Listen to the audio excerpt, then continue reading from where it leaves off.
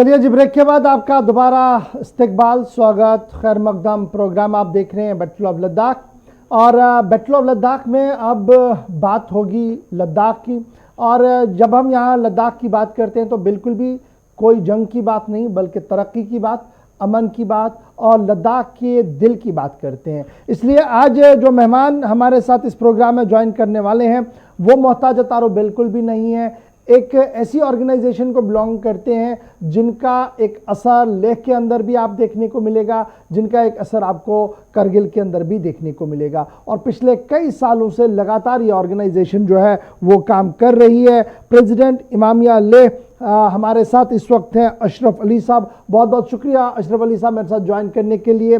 अशरफ साहब, last time जब आपसे मैं बात कर रहा था तो 1 साल मुकम्मल होने जा रहा था और आप के पास बड़े सवालात थे, बहुत खदशात थे, जिसको लेकर आप कह रहे थे कि देखिए अभी कुछ नहीं कहा जा सकता है, वक्त आगे बढ़ेगा तो वक्त अपने सवालों को जन्म भी देगा और वक्त कुछ सवालों का जवाब भी देगा। अब जब हम उस फेज में आ गए हैं जब लद्दाख ऑटोनॉमस हिल डेवलपमेंट काउंसिल लेह के चुनाव का बिगुल बजने वाला है, पॉलिटिकल पार्टियों ने कमर कस ली है, इलेक्शन अथॉरिटियां मीटिंग कर रही है। इस बीच आम जनता, आप जैसे लोग जो सिविल सोसाइटी को रिप्रेजेंट कर रहे हैं, वो सूरत हाल को कहां पर देख रहे हैं? कितना एक्टिव देख रहे हैं, कितना पॉजिटिव देख रहे हैं, कितना नेगेटिविटी आपको नजर आ रही है माहौल में, पॉलिटिक्स के अंदर? जी गौर साहब, सबसे पहले तो आपका शुक्रिया, आपने मुझे इस प्रोग्राम में मौका दिया।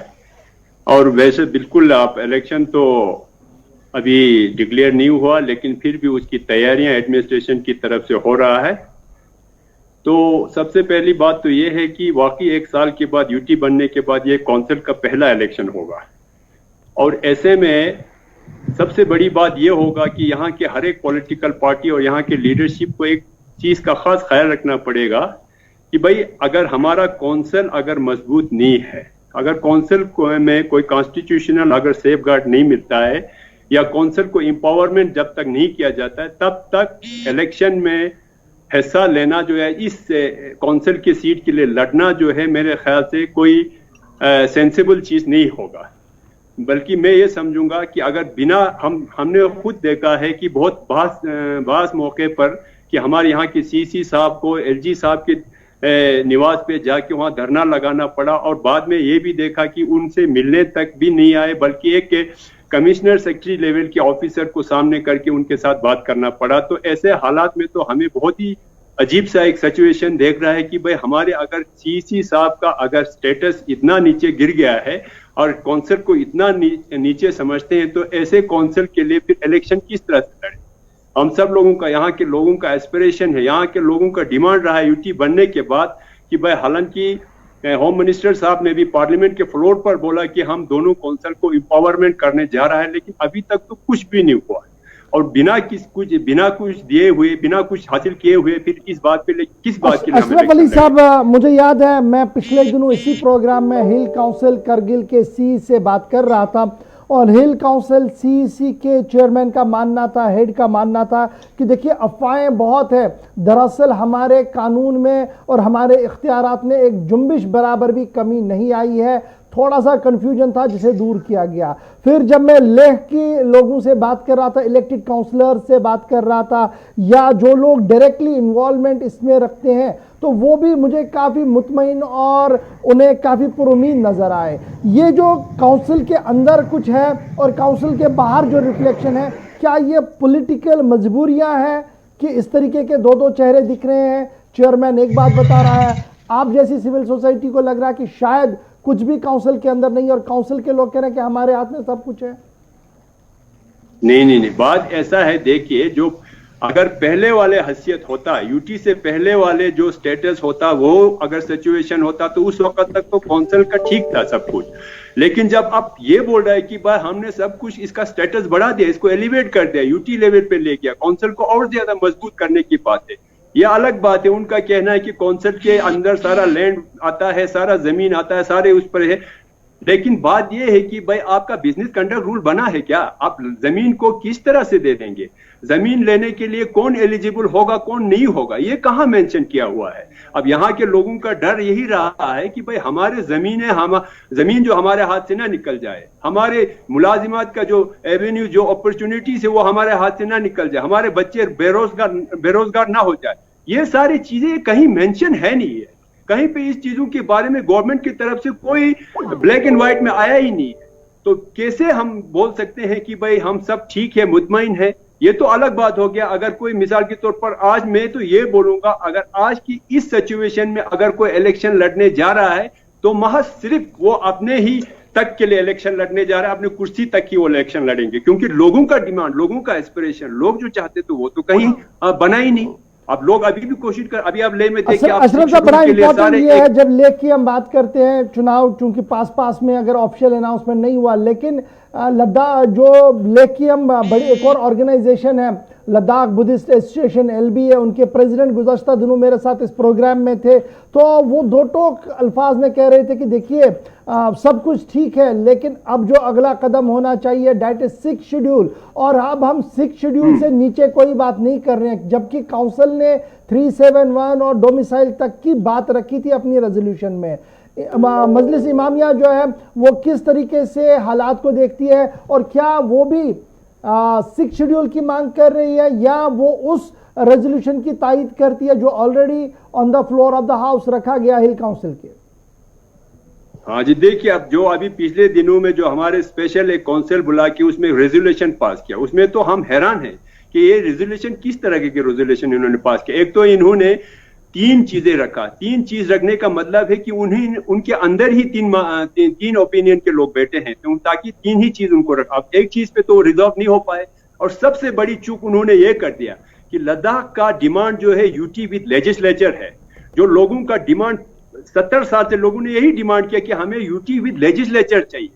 जब वो रेजोल्यूशन जब पास कर रहा है, जब वो 3 चीजें रख रहा है, तो सबसे पहले उनको टॉप पे ये रखना चाहिए कि भाई हमें यूटी विद लेजिस्लेचर का हमारा डिमांड है, वो सबसे पहले टॉप पे होना चाहिए। अगर इन द मीन टाइम चलिए कुछ जल्दी अगर इस पे एक्शन गवर्नमेंट की तरफ नहीं हो सकता है, फिर टाइम बिंग अगर इंपावरमेंट करने के लिए, काउंसिल को इंपावरमेंट करने के लिए 6 शेड्यूल की जरूरत है, जिसकी वजह से हमारे लैंड प्रोटेक्ट हो सकता है, हमारे जॉब सिक्योरिटी जो है ठीक हो सकता है, तो ये बात हम मान सकते हैं। अब ये अलग सी इनकी रेजोल्यूशन ही अजीब सी बात हो गया, 3 चीजें लाया, जो कि उसमें से सिर्फ 6 शेड्यूल की बात किया है। 6 शेड्यूल पे आज तो पूरे लद्दाख के लोग उसके लिए सब निकले हैं, सब आवाज दे रहा है कि बोलते हैं हाँ 6 शेड्यूल पर ठीक है। बाकी के 2 जो पॉइंट उन्होंने वहां पे रेजोल्यूशन में लाया है, उसका तो मेरे ख्याल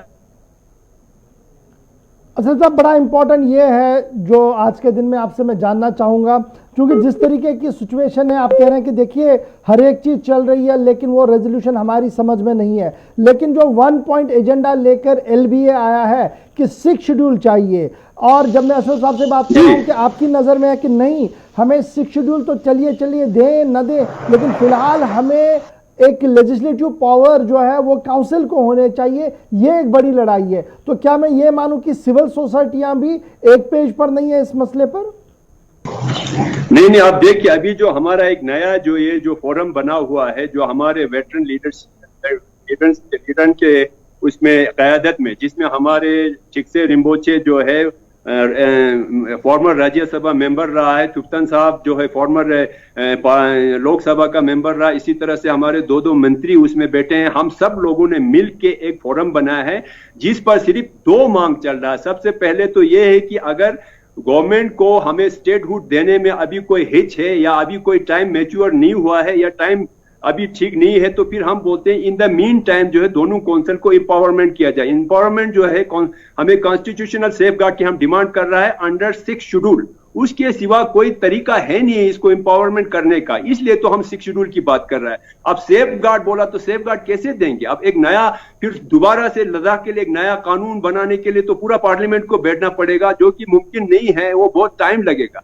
6 शेड्यूल जो है हमारा ऑलरेडी एक मेंशन किया हुआ हमारे कानून में बनाया हुआ एक चीज है, हम उसी को एक्सटेंड करने की बात कर रहे हैं। उसी के अंदर हमारे सारे जितने भी एस्पिरेशन, हमारे इंटरेस्ट जो है वो सेफ गार्ड हो रहा है, तो यही हम कॉन्स्टिट्यूशनल सेफ गार्ड मांग रहे हैं। But on the other hand हम ये भी बोल रहा है कि अगर जम्मू और कश्मीर को स्टेटहुड रेस्टोर करना है तो लद्दाख को भी लेजिस्लेचर पावर देना पड़ेगा, जो कि हमारा पूरा बुनियादी हमारा मांग रहा है आज तक। लद्दाख को जी। लेजिस्लेटिव पावर्स देने पड़ेंगे क्योंकि ये बुनियादी मांग है। फटाफट से अब जरा आगे बढ़ता हूं। अभी कोविड का कहर लगातार बढ़ रहा है और कोविड के कहर के बीच जो बड़ी खबर है वो ये है कि पिछले 24 घंटों के दौरान एक और आदमी की मौत भी वाकया वहां पर हुई है कोविड की वजह से। तो ये जो एडमिनिस्ट्रेटिव पार्ट पर गियर अप दिख रहा है हमें, cantonment, mini cantonment, semi cantonment बनाए जा रहे हैं, टेस्टिंग फैसिलिटियां बढ़ाई जा रही है, क्या अब आप मुतमईन है कि लद्दाख के अंदर वो सारी फैसिलिटियां हो रही हैं? क्योंकि आगे ठंड है, आगे सरमा है और उससे कबल ये चीजें वहां पर रखना काफी ज्यादा जरूरी है।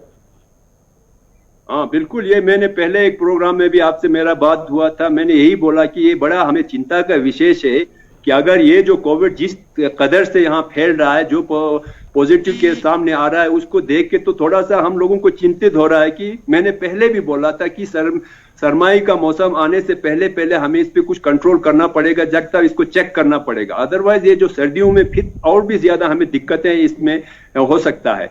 अभी जो सिचुएशन अब गवर्नमेंट के एडमिनिस्ट्रेशन की तरफ से भी स्टेप तो ले रहा है, लेकिन ये सब कुछ ज्यादा इफेक्टिव नजर नहीं आ रहा है क्योंकि इसमें कोई कंट्रोल नहीं हुआ है। ये जो ब्रेकअप नहीं कर पाया कि हम इसको ब्रेक नहीं कर पाए, जो चेन जो बन रहा है अभी, क्योंकि केसेस बहुत ज्यादा आ रहा है अब तो बिल्कुल अब इस तरह कैजुअलिटी भी हो रहा है। तो ये सब चीजें जो थोड़ा सा हमें बहुत ही चिंताजनक, बड़ा चिंता का विषय है और हम चाहेंगे कि एडमिनिस्ट्रेशन, बल्कि हमने अपने लोगों को भी बिल्कुल बाकायदा एक प्रेस कॉन्फ्रेंस के थ्रू अपील किया था कि जल्दी से जरा इस बात पर एक लास्ट कमेंट आपका चाहूंगा। एयर कनेक्टिविटी को लेकर लद्दाख के लोग काफी सालों से लड़ रहे थे और अब जो खबर सामने आ रही है कि एयर कनेक्टिविटी बढ़ रही है, तकरीबन 6 नए एयर स्ट्रिप्स बन रहे हैं और 22 हेलीपैड्स बन रहे हैं ताकि 12 महीने एयर कनेक्टिविटी रह सके।